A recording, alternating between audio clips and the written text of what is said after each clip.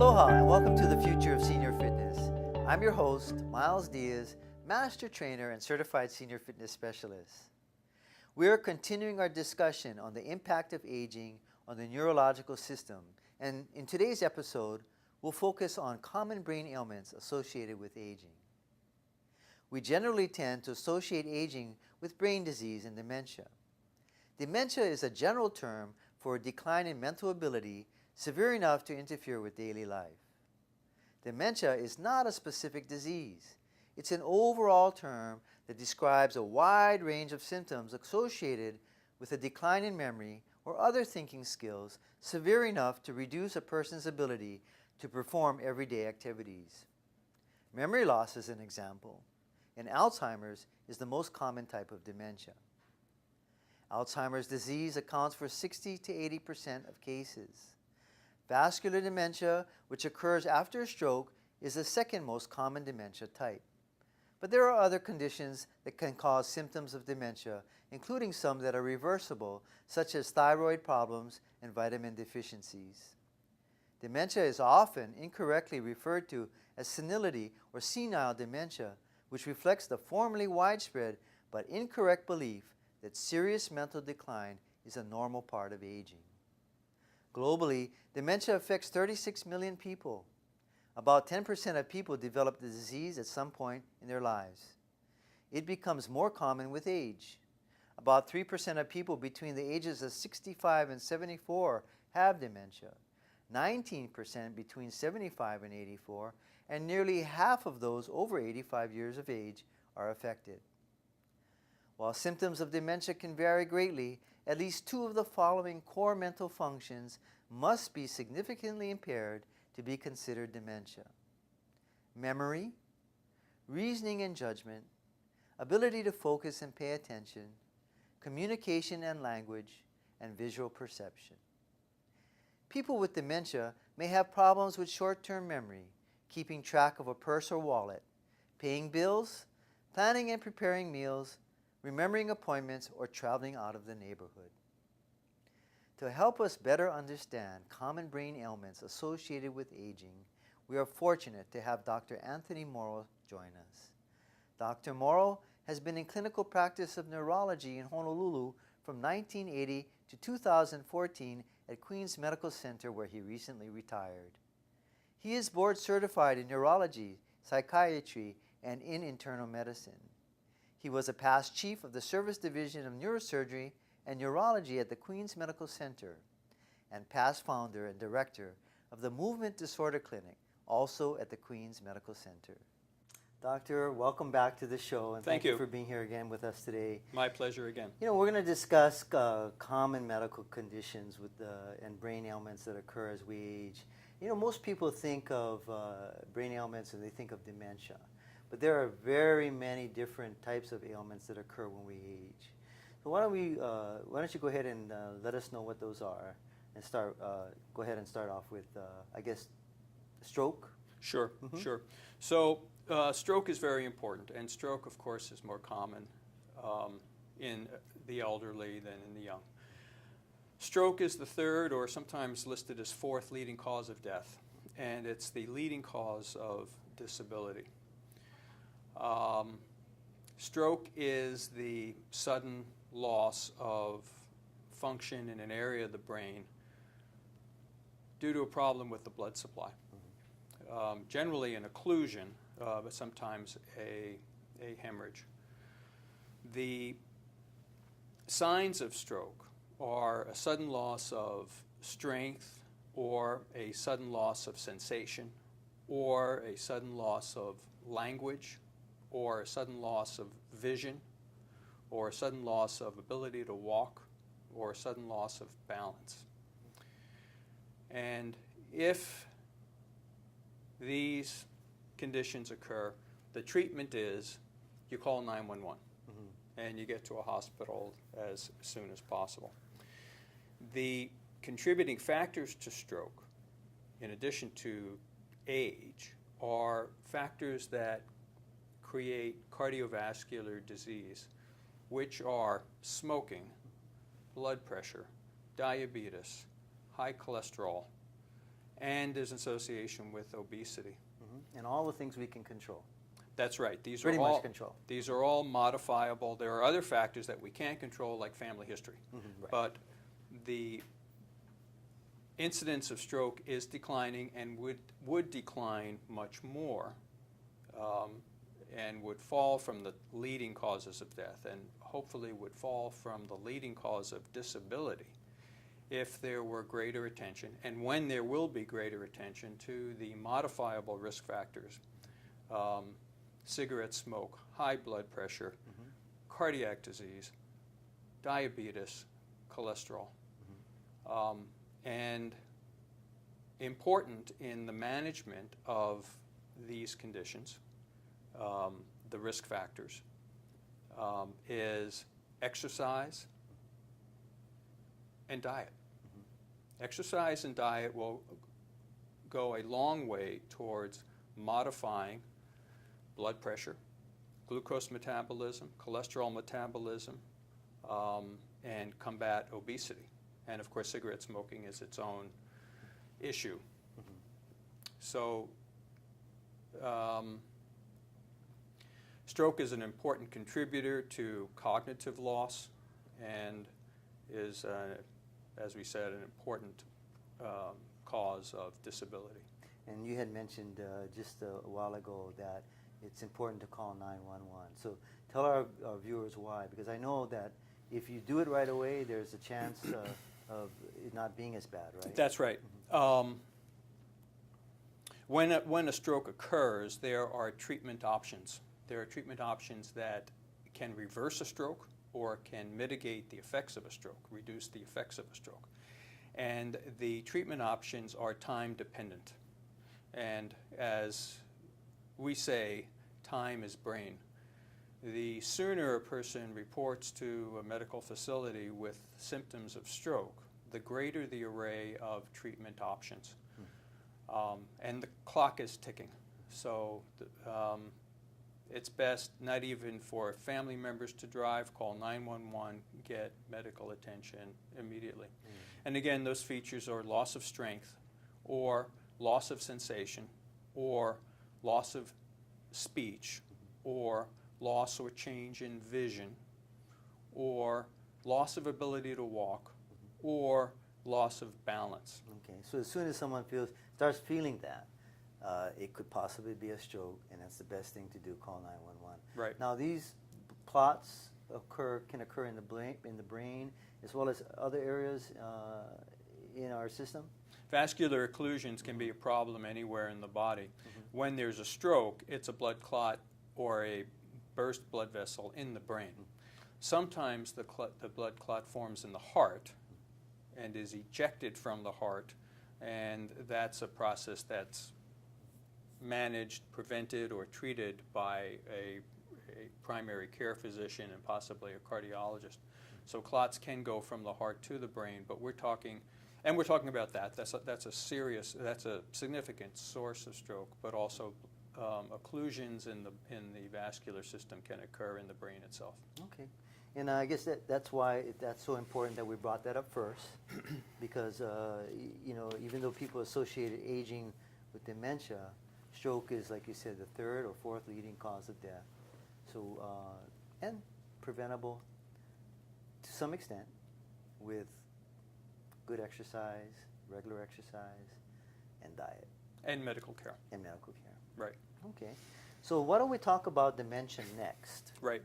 So there are two major forms of dementia. And there's Alzheimer's disease.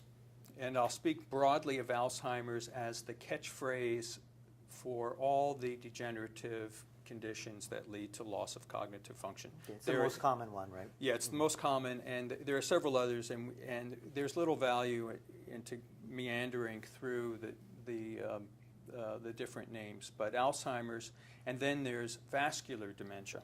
And this leads back to what I was talking about, stroke, but is a little bit different. So we'll speak first of Alzheimer's. Alzheimer's disease is a condition where brain cells die, and they die for reasons that aren't completely understood. They die of their own accord due to some problem in their innate health maintenance system. So, This doesn't have anything to do with genetics or hereditary? well, it can. It can? It can. There's an important subset of Alzheimer's which is genetic. Okay. And there's probably some tiny genetic component to almost anybody with Alzheimer's, but for the vast majority of people who contract Alzheimer's disease or who develop Alzheimer's disease, there's little impact on other family members in terms of risk, very slight. There are some families with very strong genetic predisposition, which is a subset of the total population of Alzheimer's.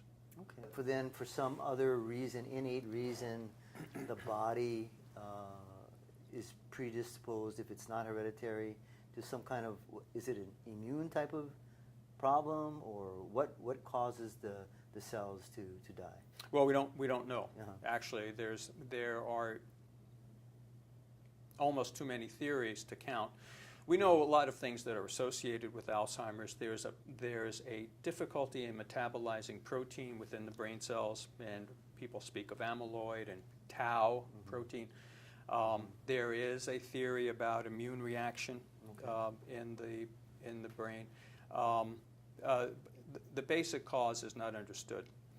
We know risk factors for Alzheimer's disease, separate from genetics, are age. The leading risk factor for Alzheimer's disease is age. And with aging, there are changes in the brain that are similar to the pathology of Alzheimer's disease.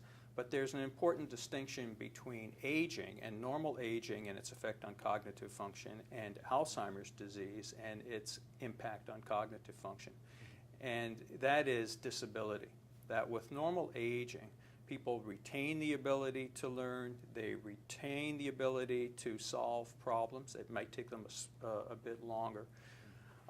In Alzheimer's disease, there is a loss of ability. Eventually, there is a loss of ability to function adequately because of the loss of cognitive function. This separates Alzheimer's disease from a continuum of aging. It isn't just that you age and age and age and you get Alzheimer's disease, although there is overlap. But Alzheimer's is a separate condition where brain cells are dying and leading to disability. Right. So we'll have, so as we age, that's a good distinction. We're going to have our normal aging functions, but Alzheimer's doesn't occur for everybody. No, it doesn't. And that's it. I might speak a little because people often want to know what the signs of Alzheimer's disease are. And this is usually family members who are concerned that somebody is showing some signs. And individuals themselves are sometimes concerned. An important point is word-finding difficulties, what can be referred to as the tip of the tongue phenomenon. You can't find the word that you want, and you can't remember somebody's name. Oh, what's that person's name? Sometimes socially embarrassing. This is not the same as Alzheimer's disease. This is a problem of retrieval of information, which is part of normal aging and begins actually as early as the age is 40 to 50 and increases. People refer to that sometimes as, oh, I had a senior moment or something of that nature. So if there's that concern that I can't remember so-and-so's name, this is not what we look for Alzheimer's disease.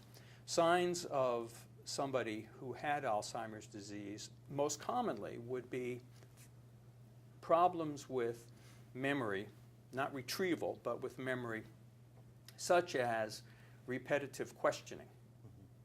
So if someone asks a question and they're given the answer, the brain retains that through a process of learning, and if learning is impaired, the answer is not retained, leading to a repetition of the question. That might be the single most common warning sign. Other features would be forgetting appointments or forgetting plans, forgetting to pay forgetting to pay bills, Leaving the stove on. perhaps leaving the stove on. These are the common features of what can be referred to as amnestic Alzheimer's, where the principal feature is a dysfunction of memory and learning. Other examples would be forgetting conversations or forgetting what happened in a TV show or movie. I do have a caution, though, for family members interpreting this. I think it's a common phenomenon that two different family members experiencing the same event, a visit to a friend's house or watching a movie or going somewhere, retain different memories of the event. And sometimes there's a comparison, and the person who doesn't recall what the other person recalls generates concern. Well, why don't you remember that? But this is separate. This, at least in my opinion and in my experience, this phenomenon is a separate phenomenon. It has to do with attention and invested interest in the event. So if you don't remember the movie that you saw last week, it's not necessarily a sign of any problem. To expound just a little bit more, there are other forms of Alzheimer's disease which are not exclusively memory, and these have to do with loss of language ability, which is the use of words, a decrease in spatial orientation, which the common experience is getting lost, or a difficulty in what's referred to as executive function, which would be planning or reasoning or judgment. And another feature could be a change in character or personality. We see that often here in Hawaii. We always hear of someone who's gone on a bus trip, never returned home, couldn't find their way, Right. So Right. those types of things, right? Right. Right. Now, another thing I always notice with older people is that they'll say something and tell you, what time is it? And then maybe 5 or 10 minutes later, they'll ask again, what time is it? Or they'll give you a story that they mentioned yesterday, and then they'll repeat it again. Right. Now, is that something that's related to regular aging, or is that part of a condition that could start with dementia? Well, so my opinion on this is that when it's repetitive questioning, like what time is it, or what are we doing today, that's a sign of impaired learning and is a sign of is a legitimate concern for a condition where cognitive function is impaired beyond normal aging. The repetitive storytelling, I'm not so sure. Now, that's a common experience, and I have to say, I think it's more common in elderly people to repeat the stories, but I'm not sure if that is a reflection of pathological cognitive loss, or perhaps reflects that person, and I'm not saying that this is healthy, but they might be ruminating on the event, and it's active in their minds, and they go back over the same story. I think it's possibly a source of concern if the story is repeated endlessly and could be pathological. But I'm less certain of the interpretation of that phenomenon than, say, repetitive questioning or forgetting plans or forgetting a conversation. Now, that's not what they're telling, but don't you remember I told you that just 10 minutes ago? Yeah. So that would be more Right. an area of concern. So that's Alzheimer's disease. And before we touch on factors that might mitigate or modify, let me go on and speak to vascular dementia. Please. Well, we started off talking about stroke. Vascular dementia is part of that, but is also different. A stroke means that there is a clinical event that is recognizable to the patient, and recognizable usually to people around, like there's sudden loss of strength, or you can't see, or you can't talk.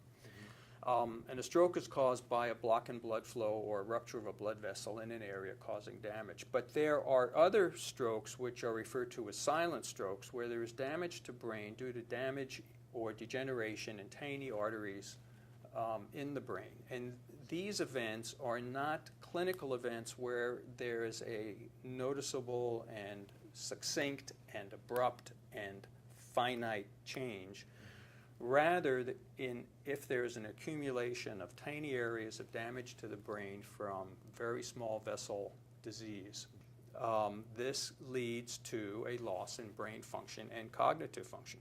Now, a big stroke is a big stroke and doesn't help brain function, but if there are myriad, scattered, starry sky little injuries to the brain, cognitive function also falls off. And this is not Alzheimer's disease. This is not individual brain cells dying prematurely. This is disease of tiny blood vessels causing damage to the brain. This process is referred to as vascular dementia. In Hawaii, vascular dementia is relatively common, and in Hawaii, most people with dementia have a combination of Alzheimer's and vascular dementia. Okay, and why is that? Why in Hawaii? It's genetics. Alzheimer's disease is more common in people of European ancestry, and vascular dementia is more common in people of Oriental Asian ancestry. So that's why. Now, vascular dementia is important to talk about because whereas Alzheimer's disease, we don't know how to prevent it. And we don't really know what the risk factors for it are, although, as we'll say in a moment, we do have knowledge about strategies to modify Alzheimer's. But in vascular dementia, the risk factors are the same as they are for stroke. So important attention to the known risk factors for cardiovascular and metabolic vascular disease are in the forefront. These are cigarette smoking, high blood pressure, cardiac health, meaning a check with your doctor to see that your rhythm is okay, et cetera, diabetes, cholesterol, and obesity. So if there are attention to the basic health maintenance factors that are so important, there is a mitigation and a potential prevention, at least to some extent, of vascular dementia. So the time to act is when people are in their 40s, 50s, before the decades of poor health have taken their toll. Right. Excellent point. And it all goes back again to the same thing we've been talking about: exercise, good nutrition habits, and of course other things that keep people young. You know, for older people, socializing, you know, keeping their mind active as well, and challenging their mind. But the main thing is probably one of the main things is exercise, right? Exercise is very important. If there is cognitive loss, pathological cognitive loss, some form of dementia, factors which mitigate the impact or limit the severity.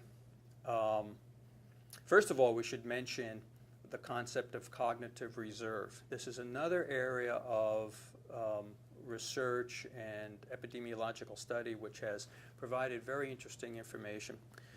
The more learning a person does in a lifetime, learning doesn't prevent Alzheimer's, but there is a cognitive reserve such that if Alzheimer's occurs, it takes longer for the impact to affect function. Okay. Alzheimer's disease is associated with shrinkage of the brain more severely and more selectively than normal aging, which we said last time also involves some unavoidable shrinkage. As in normal aging, there are factors that can limit that shrinkage, and amongst these are education. That the more learning a person has done, the more resistant that brain is to the onslaught of either Alzheimer's or vascular dementia. Also, if somebody has already cognitive loss and it's not severe, there's reason to believe that emphasizing new learning plays a role in optimizing function. And the new learning, again, as we mentioned last time, can be a song, a recipe, a word, a language, like I'm trying to do, a language, a dance step, a a new motor skill. Right. Something challenging. Something challenging, It's something that involves new learning. There's nothing wrong with doing puzzles like, say, crossword puzzles. But again, that's a retrieval phenomenon. That's not new learning. Yeah. Better get a book and read it, or sign up at KCC and take an ukulele course, or study Hawaiian history. Something with new learning. Other factors that mitigate the effects of dementia are exercise. And again, as we said last time, there is a body-mind connection, and in people with early dementia, exercise is associated with preservation of brain structure, meaning less dementia, and preservation of brain function, meaning enhanced cognitive function. It doesn't reverse it, but it can mitigate it. Also, social interaction. The more socially interactive a person is, the less impact that their disease has on their cognitive function. Also, diet plays a role. That a well-maintained, balanced diet is important. Another factor from exercise, going back to that, is treating depression, which sometimes accompanies dementia. And people who exercise have less depression and have functionally improved reported quality of life. Lastly, we might mention sleep, that Right. it's important to maintain adequate sleep schedule, And still 8 hours as you age, or less, or? My understanding is that 7.5 to 8 hours are required throughout life, and less or more can be problematic. We could spend a whole time just talking about sleep and the phenomenon of sleep interruptions, which are not abnormal or unexpected. Many people are dissatisfied because they wake up repeatedly during the night, but with aging, this is normal, and the key and the solution to the problem is just to remain in bed and try to fall back to sleep. Right. Through a Zen-like exercise of non-effortful Right. There's all kinds pursuit. of help in how we should prepare ourselves for sleep, and Right. There's a whole topic on. Right. on But I find that to be a very typical among older adults, that they don't get enough sleep. So it's something that's really sleep. rampant. Yeah. Sleep is important. Yeah. Okay. Now you mentioned one thing I want to touch on before you go on. You mentioned getting to try to prevent or slow the onset of dementias like Alzheimer's.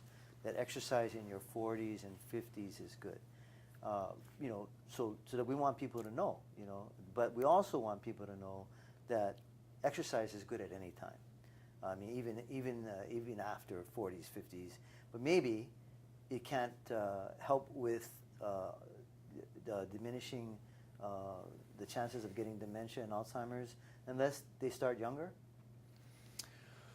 Well, I don't know all the answers to that. I don't think that there's enough epidemiological information to answer that with confidence. Okay. Exercise from middle or early adulthood on certainly has a role in reducing cardiovascular disease and limiting effects of metabolic diseases, diabetes, cholesterol. Right. That we know. Right. Whether exercise provides a cognitive reserve that is thought to be present for learning, that the more learning in a lifetime, the greater the cognitive reserve, meaning that with more learning there are richer connections, a more bountiful brain. And then if that brain starts to subside, it takes longer for that process to lead to a loss of function. Whether that comes from exercise, I don't know. But in people who have aging, which involves some loss of cognitive function, or have a pathological condition of loss of cognitive function, some early dementia, exercise is useful. Exercise is associated with less shrinkage than those who haven't exercised. It's associated with improved function or better preservation of function compared to those who don't exercise.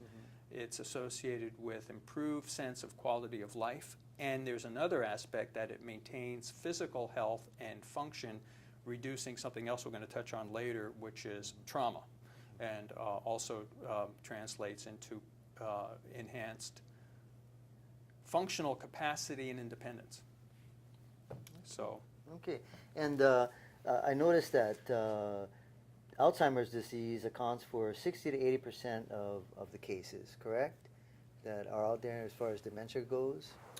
Well, I think in Hawaii, I would say, my understanding is that in Hawaii, the majority of patients in Hawaii have mixed dementia, have Alzheimer's and vascular dementia mixed. Mixed, okay. In European societies, Alzheimer's is much more common than vascular dementia, or it's more common than vascular dementia. But I think in our population, we look at both as important features. Okay, and then after the 85th year, the chances are even more increased. Is that how it goes? Right. After a certain age, the incidence of Alzheimer's doubles every 5 years. Every 5 years, yeah. So it starts as early as with the 60s, early 60s, I guess, or? If there's a familial, an autosomal dominant, we won't diverge into that, but if there's a genetic familial cause that's dominant, the onset can be in the 30s. Oh, wow. Or 40s. Wow, that is interesting. The commonest age of onset of neurological degenerative diseases, which are Alzheimer's, Parkinson's, and others in these families, is about age 65. That's the common age of onset. And then, not for Parkinson's, but for Alzheimer's, the incidence increases every year, every 5 years, every decade thereafter. Until it doubles after 85. Very interesting. Well, I guess this would be a good transition then to talk about Parkinson's. Right. Parkinson's disease is another degenerative condition. A risk factor is aging, but this is not an aging phenomenon. Parkinson's is a condition where brain cells that modulate movement die prematurely. Again, for reasons, as in Alzheimer's, that we don't fully understand. One reason that I wanted to mention Parkinson's is the importance of exercise in the management of Parkinson's. Well, first, let's talk about what Parkinson's is. Parkinson's disease is a tetrad, 4 principal features, which are stiffness of the body, slowness of movement, loss of balance or postural reflexes, and tremor. And the tremor, of course, is known to many people and is prominent. Tremor of Parkinson's is rest tremor. It's a tremor at rest. And many people fear that they may have Parkinson's because they notice some shaking, and sometimes they're right. And many times they have a different, more benign form of tremor that has nothing to do with Parkinson's. This is, again, something to be determined in a medical examination or a neurological examination. So again, stiffness, slowness of movement, loss of balance, and tremor are the 4 features. And the management of Parkinson's, especially early, is, I might even say, primarily exercise. And it's all the forms of exercise. So if someone has early Parkinson's, and I'm seeing them as a patient, their prescription is you need strengthening, you need aerobic exercise, you need work on flexibility and range of motion, and you need work on balance. Almost all of them. Almost the only thing you left out there was core, but that could probably help them too. Right. I would include that with strengthening or resistance exercise. And so I give people a prescription, and I say, well, you could cover all those with swimming and a dance class. Or you can take an exercise class. Now, there is evidence here where people treating Parkinson's in a formal, structured exercise class actually do better than if they're just going to do the 5 sit-ups and 3 arm rolls on their own in the back room and after breakfast. Right. So there is a role for formalized, scheduled, structured exercise. People can take an exercise class. Walking is one form of enhancing balance. Good. Tai Chi has been demonstrated to improve balance in Parkinson's.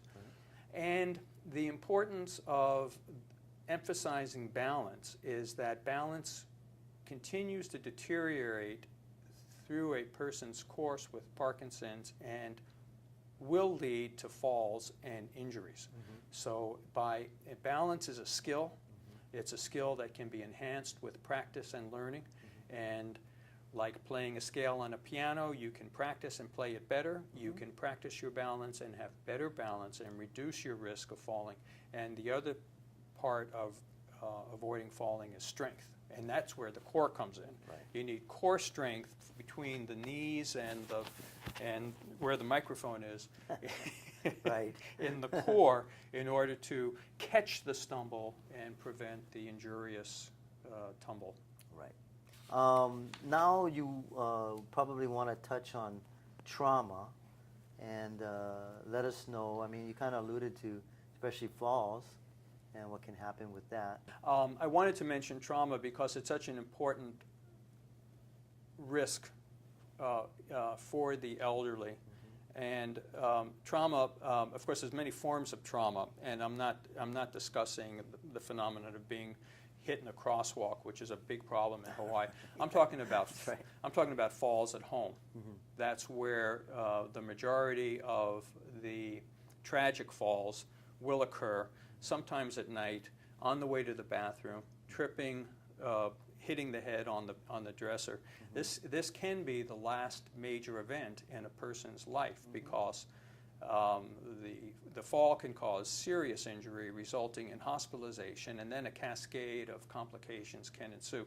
So one cannot overemphasize the importance of falls and trauma in causing added disability and sometimes death in the elderly. And falls can be avoided to at least some extent, not only through a practical application of reasonable safety measures at home, which include lighting and sometimes handholds, etc. There's a bunch of clutter. Right, right. Sometimes a bedside commode, for example, would be a handy tool to avoid a fall on the way to the bathroom, but also exercise. Exercise plays the role in preserving strength and preserving or improving balance to make a fall less likely, because somebody might be able to catch themselves. So I wanted to emphasize that aspect. Okay, great. Now, we just need to maintain our physical health and keep our brains healthy and happy. Amen. And we really appreciate you coming again and sharing your insight and knowledge with us today. You know, the things that you shared are going to be of great importance to our community and our seniors. My pleasure, Miles. Thank you. Thank you very much. Until next time, this is Miles Diaz wishing you the best in health and reminding you that health is your only wealth.